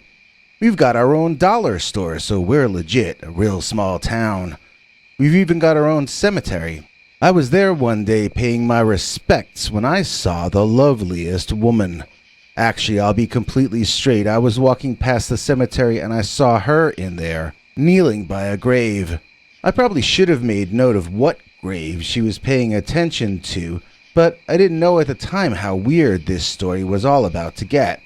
I walked closer, pretending I had any business at all being there, even though I was not related to anybody whose name was on any of those tombstones. I just kept trying to sidle closer to her, and I was desperately fumbling in my brain for a way to start a conversation with this lovely young woman. After all, this was a cemetery, a graveyard, not a singles bar. Almost anything I could think of saying sounded wrong in one way or another. Still, she was so lovely and so mysterious looking. I was fascinated with her. She was also dressed in a fine manner, and I don't see that every day, especially not just walking around Walkerville. Generally, people here are either casual or headed to work or church or something in their cars. This woman had pale skin, bright red lipstick, and shiny, straight black hair. Her dress, coat, and shoes looked modern, and yet timeless. She could have been a real woman, or a ghost of a glamorous 1940s lady, and still have been wearing the same outfit. While she at first gave off an air of British nobility to me, on second glance, I wondered if she might be part Asian, and from another angle I was certain she was at least partly Hispanic. Every glance I took confused me further, and made me want even more to stare at her, which I knew I couldn't.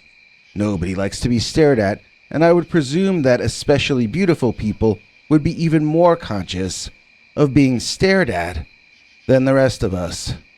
Before I could think of something to say, the fine lady stood up and began walking away from me. But she wasn't walking to any place where she might have parked a car. She was walking toward the patch of woods behind the cemetery. In those shoes? I was even more intrigued. Feeling like I was starting to become a creeper, I walked toward the woods, completely confused as to why she would want to enter them. I mean, they were pretty dense, and I was even feeling tentative about going in there myself. It was dark, and I'd probably get scratched up. There were probably bugs in there too, maybe even ticks. Blech, who needs that? I walked to the edge of the woods and looked in after her curiously. What was that lady up to? It was then that I heard a sound that I can't exactly describe as a scream. It was definitely a sound emitted by a human female, and it was definitely a sound of discomfort. Other than that, I would have a hard time classifying it. I felt torn. She might be in danger in there. She might be under attack from an animal of some kind. That terrified me and made me frightened to enter the woods. On the other hand, she might have just gotten a splinter, in which case I could pluck it out and become her knight in shining armor. In either case, her unhappy outcry seemed to me enough of an excuse to race into the woods, so I took my chances, and I did just that. I could hear something moving in front of me. It was moving away, and I assumed it was the young woman, but I wasn't certain. As I sped up the chase, I saw the shadow of something big and dark in front of me. Something much larger than that lady who had seemed so out of place in Walkerville. As I got myself clear of the edge of the woods and looked around for movement in the growing darkness of the evening, I saw what had been making that large, shadowy silhouette back in the woods. It was not the lady, to be certain. It was a monster, and although I couldn't tell what, he was carrying something under his arm. Have you ever seen either Swamp Thing or Man Thing? Those old comic book characters that were swamp monsters? Big, hulking, massive creatures that were part human and part swamp. Okay, well, this thing didn't look like either of those in any way, except the overall body shape was the same. Imagine a living being with long arms and shorter legs. Imagine it leaning forward when it walked, and imagine feeling instantly terrified with an urge to run away stronger than you'd ever felt in your life.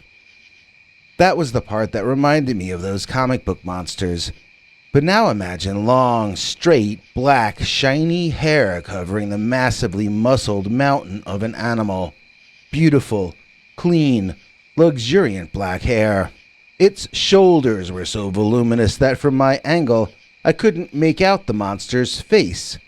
I noticed that its legs were not like your classic Bigfoot legs, which are usually shown looking somewhat like those of a human, with some obvious differences. These legs, I would say, were more like a dog's hind legs, with some obvious differences. I was still visualizing some kind of an ape-like face on the creature when it stopped and turned to look in my direction. I ducked behind a tree and peeked out to see a head like some kind of a face-off contestant's worst nightmare. I mean, it looked sort of like a wolf? Dog? Okay, imagine you're on that show, that TV show, where you had X amount of time to create a monster, and then everything, just everything goes wrong until you're looking at something that was maybe supposed to be a werewolf? Or maybe it was supposed to be a feral kangaroo? Nobody really knows. But if that thing that I saw was a fright mask, it would have been a #1 top seller, since I was quite frightened after having looked at it. Where was the girl? I didn't see her in any direction, but I did see that immense animal man was carrying something under his left arm, which was his arm that was furthest from me. I would only get a flash here and a glimpse there of what that was, but I didn't like what I was seeming to be seeing. Honestly, it looked like textiles. It looked like clothing. In fact, it looked like clothing in the same shade as the coat that the young lady had been wearing back in the cemetery. My heart began beating very fast. Not only was I horrified on behalf of her, but I was realizing that the same or worse could also happen to me. Things had gotten more than a little real. This is when what I call my slow speed chase of the Dogman began. I followed the creature, never able to get a better angle on what it was carrying or holding, all the way across town. We started at the cemetery, then cut through the woods, across some people's backyards, through various trees and bushes, and even sometimes just walking straight down the street. A big monster walking down the street not very long after sunset. I kept looking around, but nobody was looking out their windows or doors. Nobody was seeing this thing walking down their block, going right past the school, this hulking, dog-headed monster thing. Sometimes I would lose sight of it as I entered some brush, but then I would pick it up again, usually hearing its movements before seeing them. We got all the way back over by the Quick Mart and the dollar store where there were people out, but I could no longer see the big Dogman. I didn't think he could have sped up enough to run away from the scene that fast, but I wondered if instead, maybe he had never come back out of those woods. Maybe he was still in there, looking out at me. As I had that thought, out of the woods behind me walked... Can you guess what? No, not the Dogman. The young lady walked out of the woods, just as though that were a perfectly normal thing to do. No monster. She looked exactly as before, and I'm sure of that, because this time I did go ahead and stare. She turned to look in my direction, and I was gone.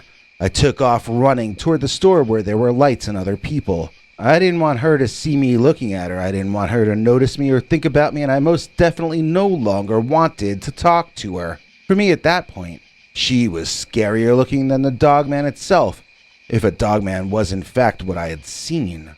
Had she been given a lift there by the creature? Was she who he was carrying under his arm? Or was she in fact the werewolf itself, and was she carrying her own clothing under her arm? Was the sound of discomfort she emitted a result of the beast grabbing her? Or of her transforming into the werewolf itself?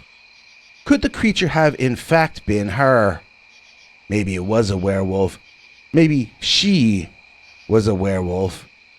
Or maybe I was led on a wild wolf chase by Dogman or werewolf. What did I see?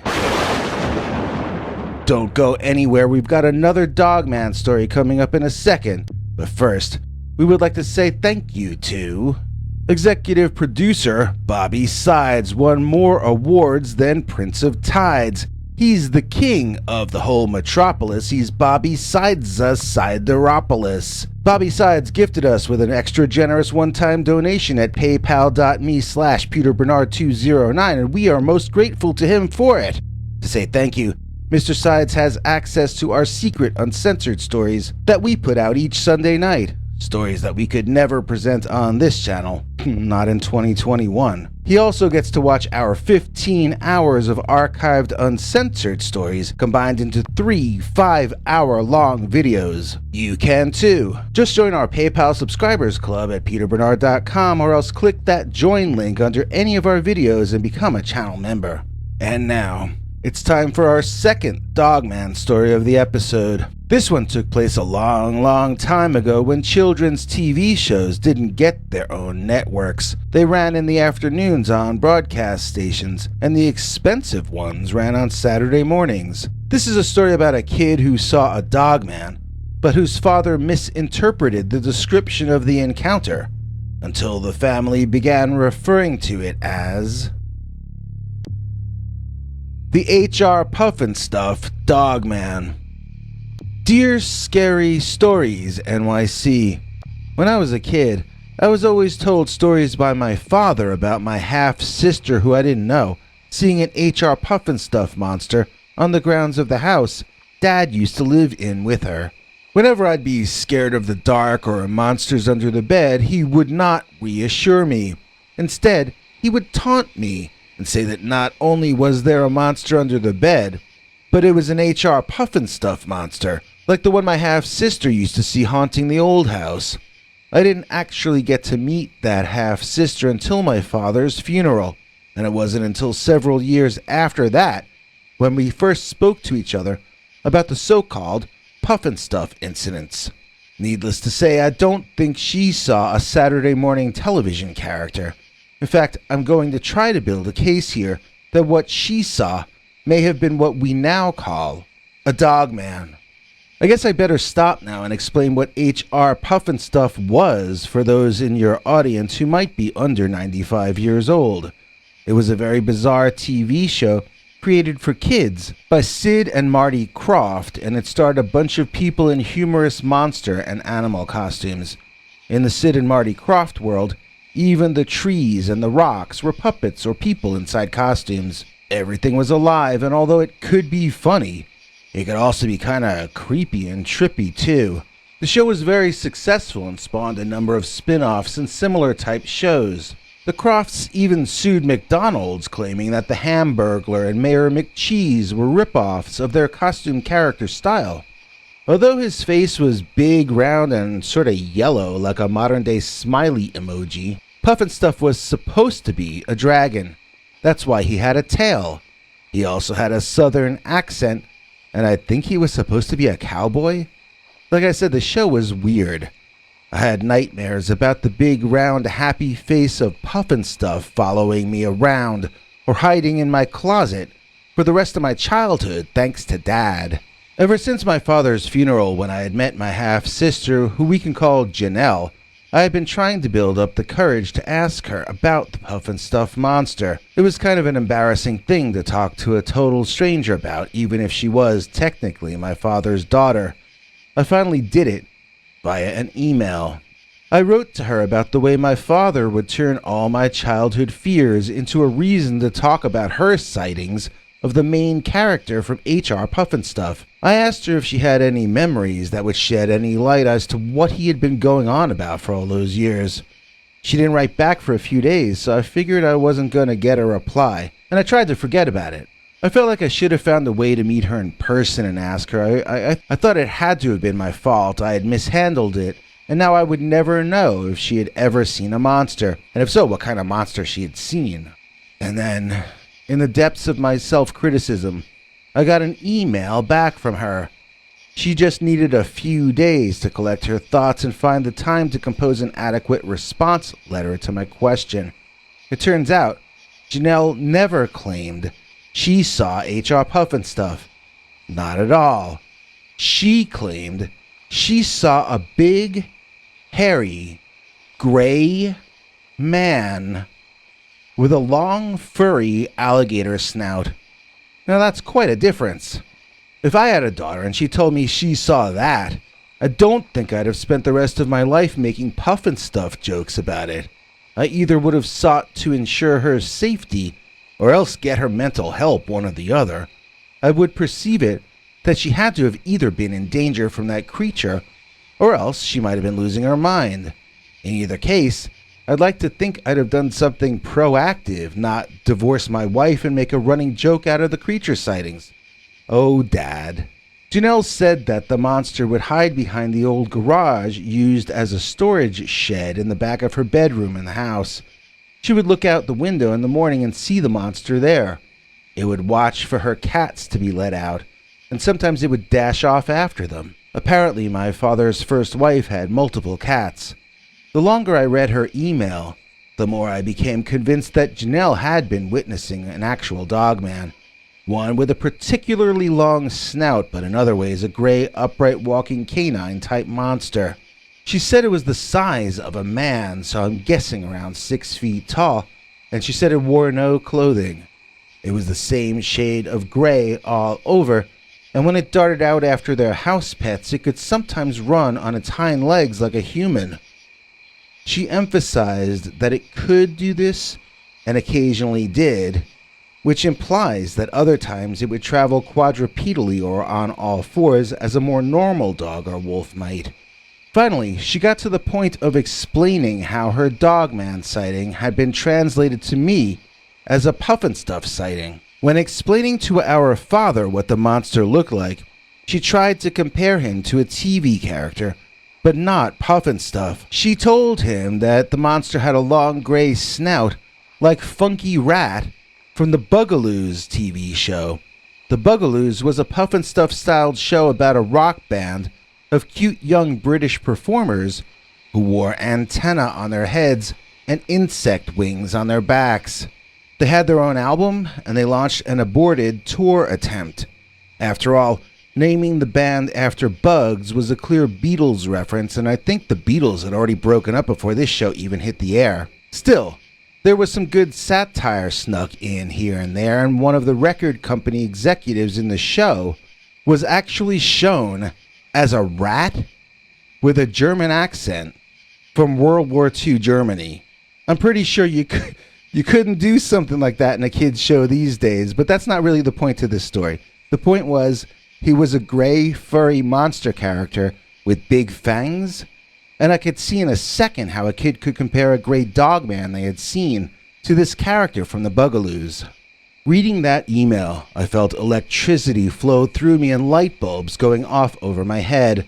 All those years my dad had been trying to scare me with Puffenstuff, but Funky Rat was the real monster. Janelle explained to me in the email that she specifically told our dad she saw something that looked like Funky Rat. Of course, he didn't know what she was talking about, so she explained to him that she was speaking about a television show called The Bugaloos. He didn't know what that was either, so she said it was like Puffenstuff, which he did know about, since he complained that it should be taken off the air pretty much every day. In the dismissive manner of adults, he lumped all her favorite shows together, holding them all in equal contempt. After a telling or two, he had warped the story telephone style from her seeing something she compared to a character on a children's costume character show that had the same producers as H.R. Puffenstuff to her seeing the star of H.R. Puffenstuff itself. It was like if I saw a frog, which I compared to Kermit, then my father spent decades telling people that I claimed I had seen Jim Henson. But what can you expect from adults? They already think they know everything, so they don't feel there's any reason for them to listen to you.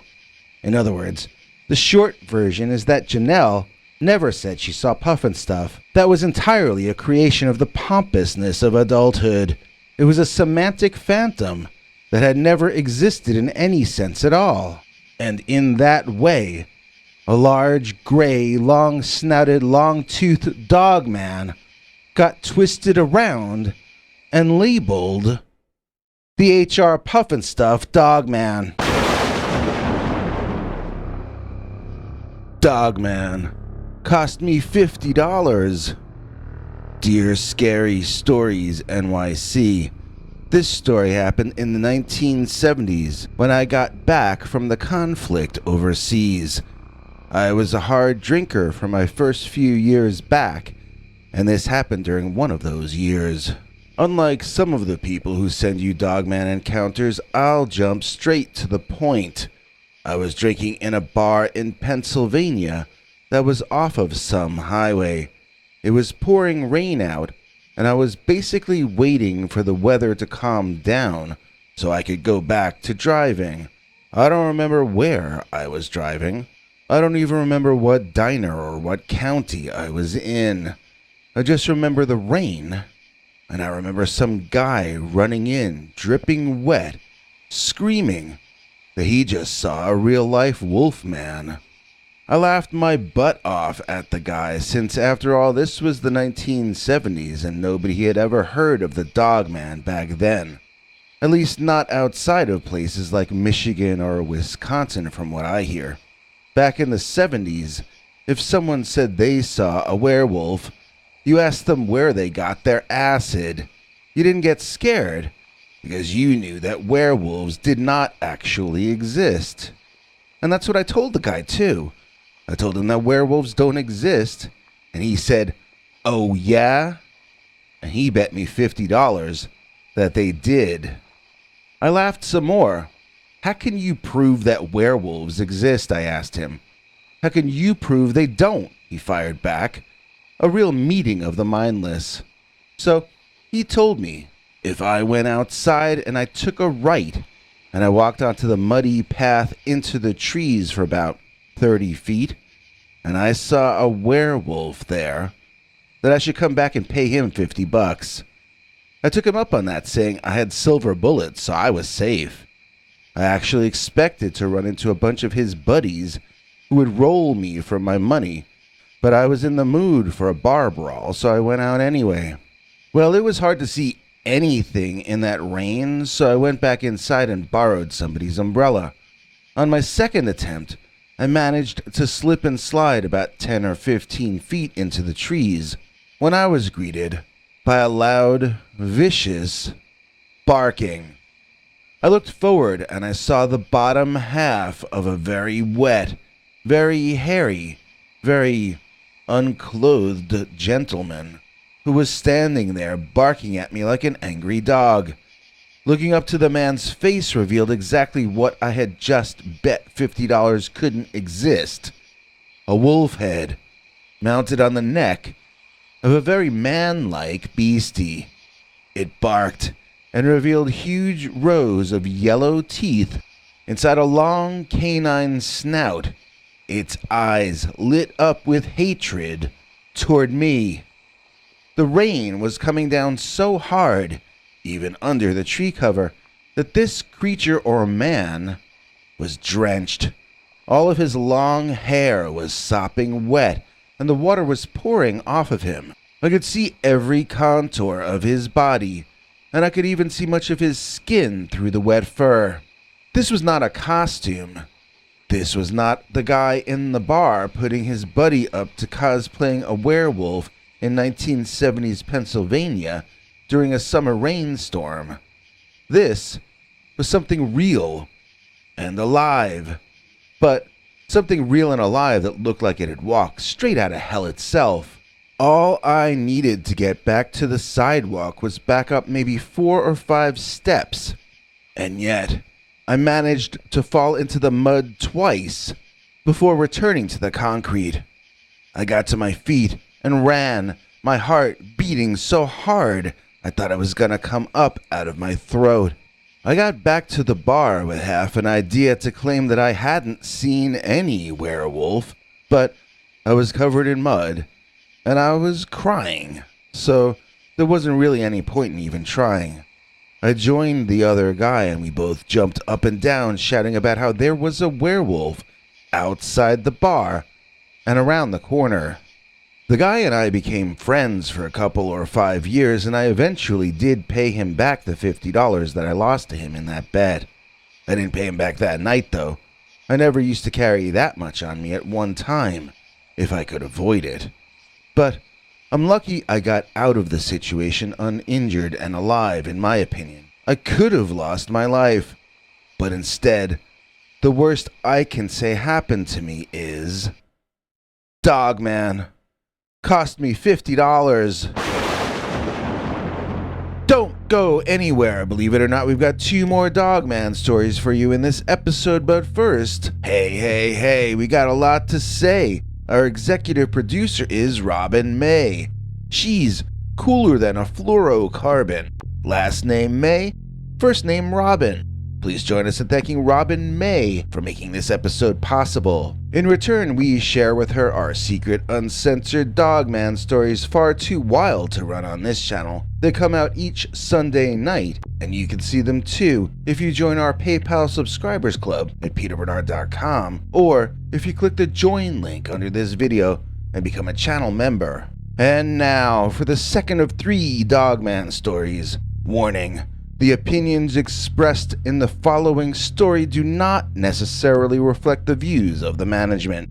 They are solely the opinions of the individual who is complaining that Dogman keeps food blocking me. Dear Scary Stories NYC, as we progress into another year of very important lockdowns and mask wearing, I am shocked and appalled at how many people aren't even wearing masks when they drive alone in their car. Just because they're locked inside their vehicles with windows rolled up doesn't mean they should be spared from wearing the masks that the rest of us are so eager and happy to wear. I find it terrifying walking in public, never knowing what virus may leap from the unwashed chin of a non-mask wearing person and cause untold damage. I stay at home now and have all my food delivered. When they arrive, I hold out a cane I have, and they hang the food bag on my cane. Then I can bring the food into my house in a contact-free fashion. Everything was working fine in my plan to rid my life of unwanted germs until the route to my house got overrun by a marauding gang of what I am told are large dog-headed men. I will say before I launch into this narrative that I have temporarily resolved this problem by ordering all my food during the daylight hours. After dark, it isn't safe to be around here any longer. It's a problem which has gradually become worse, and I'm starting to panic, as nothing seems to be getting done about it. I have complained to my local representatives, but I'm beginning to think that they are assuming I'm crazy. After all, to claim that dog-headed ape men were cutting off your food supply does in fact sound like a headline on the old National Enquirer or Weekly World News, perhaps. It would help if the restaurants and delivery services complained to these same representatives, but I suppose they might be afraid to look as crazy as I probably look to some right now.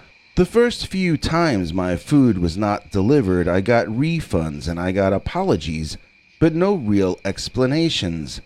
I was angry and frustrated and confused, not to mention going to bed hungry. Then, one day, one of the delivery men bringing me my breakfast insisted on speaking to me at a 6-foot distance with his mask on about a very important issue regarding deliveries to me. This gentleman had been one of those who had failed to deliver me a dinner on a recent night, and he wanted me to know exactly why, for my own sake. As much as I am opposed to speaking to disease-carrying human beings in person, I was so curious and unhappy about these failed food deliveries that I allowed him to speak to me as long as he remained outside and I stayed inside at a greater than 6-foot distance. The story he told me was well worth risking my life in such a daring fashion for. Apparently, there is only one real way to get to my home from the closest town in their opinion. I personally can list 4 other ways to get from there to here, but when I brought these up, the man just shook his head and said no, they take this one path. There is a point where you leave the main highway and take a local road to my back driveway, which looks like a single-lane paved road from the street. There's no sign to indicate that it is a driveway or anything else, and you just have to know that's the turnoff. Our house is directly on an avenue on the other side of that highway, though. You can see our house from the street on that side, and you can pull into the much shorter front driveway, park a few feet from the front door. There's no reason to use that long back driveway, which winds through woods that haven't been tended to at least since my father passed away back in 1998. I have no idea what's even back there. I wouldn't be surprised if fallen trees blocked the road. I can't fathom the insistence on taking that inferior route, but that is at the crux of my problem. According to this delivery man, though, it isn't a fallen tree blocking delivery from that angle. It's a small tribe of very large, bipedal dogs who will swarm your vehicle trying to get at the food you are delivering. I asked him to stop and back up again. Very large, bipedal dogs? The guy insists there are canines who walk like men on their hind legs, and they function like a gang of highwaymen from the old days. They pounce upon your vehicle and take what they can while you back up the way you came in. He told me they once seized a pizza off the top of his vehicle and made off with it while breaking the top of his car. I asked him to stop and rewind again. I had never in my life seen a bipedal dog, whether large or otherwise. I asked him to explain in detail to me what exactly he was seeing. I suggested he assume I had never seen a dog or a man before, and give me a description that even a Martian new to planet Earth would understand. What exactly did he see? The delivery gentleman calmly and patiently told me that it was a bit hard to make out details on individual creatures, since there was always a gang of them, and they were all in constant motion in a flurry of activity. Some of them drew your attention from the front, while others leaped on your vehicle from the sides or the rear. Their motions seemed independent from each other, and yet at the same time, choreographed more intricately than a ballet. I thanked him for such a vivid description of the activity of his oppressors, then begged him to give me a clue as to the detailed appearance of whatever it was making those motions he had described. The delivery man stopped and sighed. I watched as he stared off into the distance, clearly trying to visualize one of the gang members in his imagination. Glowing eyes, he began. Their eyes glowed like they were glow-in-the-dark stickers. I have to admit I was taken aback a bit by that, and it was the first time I wondered if either this guy was crazy or if he might be pranking me. He said they looked like wolves that had evolved to walk like men, and they were the size of tall men when they stood up. Their ears were upright like a wolf's, and their front paws had evolved to be more like the claws of a raccoon than the front paws of a canine. I asked him if he realized he was telling me that I have a werewolf infestation on my property, and he insisted these were not werewolves. These were dogmen. At that point, I had had enough of the conversation, and I resolved to look into having food delivered from a different town from that point forward. That never happened, though, because later that night, fate would intervene and show me that the delivery man was telling me the truth. I was bothered while watching TV that evening, and I didn't know why. I felt fidgety, and I kept thinking I was seeing someone standing in the window, staring at me out of the corner of my eye. When I would glance over, though, of course, it would be just shapes and shadows out in the night. I could see nobody there. Still, the distracting feeling persisted until I paused the TV, got up, and walked over to look out of the window in question. It was a beautiful night, and I enjoyed looking out at the moon and the stars and the trees blowing back and forth underneath them. But still, I had that feeling of being watched, and soon I noticed 2 little fireflies in the forest. They were perfectly still, so I reasoned they must have landed on the trunk of a tree. It was remarkable how long they were glowing. Usually fireflies blink on and off, but these two were on all the time constantly. And then they did the most curious thing. Those two fireflies blinked off and back on simultaneously, as though they were not fireflies at all, but glowing yellowish eyes, just as the delivery man had said. And so I get my food delivered during daylight hours now. These establishments can't comprehend my directions to my front door, so my only choice is to humor them and allow them to be gone from the premises before the sun goes down. I recognize that I have a problem here on my property, but as I've said, the county seems uninterested with helping me to rid the land of the Dogman infestation.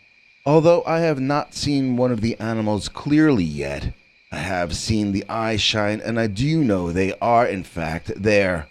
I would have to sell my land and home to raise enough money to deal with a predator infestation, so it's not something I can deal with by myself. I am locked in my home for self-preservation reasons, and all I can do is find various workarounds for the problem that Dogman keeps food blocking me. Dogman chased my butler. My dearest Scary Stories NYC, I should like to inform you about a most horrific event which took place on our property here north of the city. Right in front of our eyes, my sister Dorcas and I witnessed one of your Dogmen which you promote so heavily, and our man Carruthers nearly didn't live to tell the tale. Not that it is he telling you the tale. I shall endeavor to do that on his behalf. Make no mistake of it. We saw a non-human and yet human-like creature who resembled a dog, yet walked upright like a man. Whether this was some higher form of dog or lower form of human has yet to be determined, but the reality of its existence can in no way be contested any longer. This creature, as abhorrent and sickening as the prospect is, must be considered among the creatures given life and a chance to share this earth with the rest of us. While Carruthers is a most loyal servant and has therefore willingly endured all manner of humiliation, I feel strongly that this Dogman creature took it all a bit too far. I and everyone in the family joined together in strongly condemning so-called dogmen in all forms, unless of course it is shown someday that there is a peaceful subspecies of the animal. The situation began one lovely sunset a few weeks back. We had Carruthers bring our dinner to us in the westward-facing relaxation room. The large picture windows there look out onto some of our grounds and afford a lovely view of the sunset. While we were enjoying nature's beauty, a most horrific-looking beast lumbered out onto the lawn, walking bipedally along on my family's grass and breathing my family's air as though he were an invited guest. The face of this abomination was contorted so outrageously that it appeared to resemble that of a wolf more than that of a man. Even so, this beast man perambulated around like an elderly gentleman in need of a cane. Either this creature was aging, or it was injured, perhaps both at once.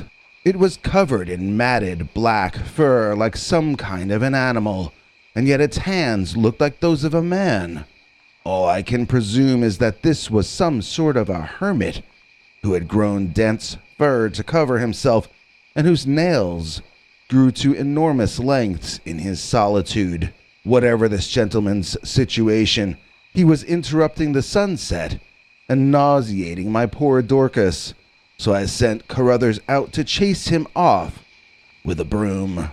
While carrying a distinguished history of loyal service with him into the fray, Carruthers proved not to be up to the task of dispelling the noxious, dog-headed creature from our view. Rather, the foul thing took off after Carruthers, chasing him back and forth across the grounds in a highly comedic fashion. While Dorcas and I laughed most uproariously when the dog creature man bit the seat right out of Carruthers' pants, This does in no way suggest that we approve of his being treated in such a foul manner. My family is on record as standing in firm allegiance with the plight of the working individual. It's just that, well, if one can't laugh at the foibles of one's manservant once in a while, then what joys are there left in life? He got away after all. It isn't as though Carruthers lost his life entertaining us. Why, he wasn't even scratched.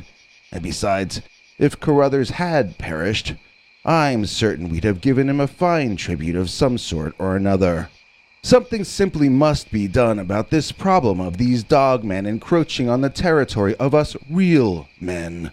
If we are in fact real men, then we must stand together against such an outrage and such an overreach. Otherwise we shall find ourselves being overrun and overruled by these barbarian hordes. I implore you to take my warnings seriously. If you think populist hordes of humans are hard to deal with, imagine if the dogman population is allowed to grow much larger. They don't listen to any reason. They don't read the correct newspapers. They have a worldview far too different from our own to be allowed to proliferate. On behalf of Carruthers and all those hard-working salt-of-the-earth servants everywhere, let's stamp out the possibility that Dorcas and I would ever again have reason to give tongue to the phrase, "Dogman chased my butler." Thanks for watching till the end. If you liked what you saw, please consider clicking like on the video or sharing it. You can become a channel member by clicking the join link below. Then you can check our community page to find the links to 10 hours or more of secret, uncensored Dogman stories too wild to be told on this channel. Your other option is to join our paid subscribers club at peterbernard.com. That's Peter's homemade club, where he will personally email you the links as well as occasional secret club messages. You may also be included as an executive producer in a future episode. If you have a scary experience you want to tell us about, you can email us at scarystoriesnyc@gmail.com, or else call our Scary Stories voicemail hotline at 804-LESS-SCARY. The machine cuts off every few minutes, so if you have a long story, please keep calling back and we'll piece it together later on. Good night, and have a scary tomorrow.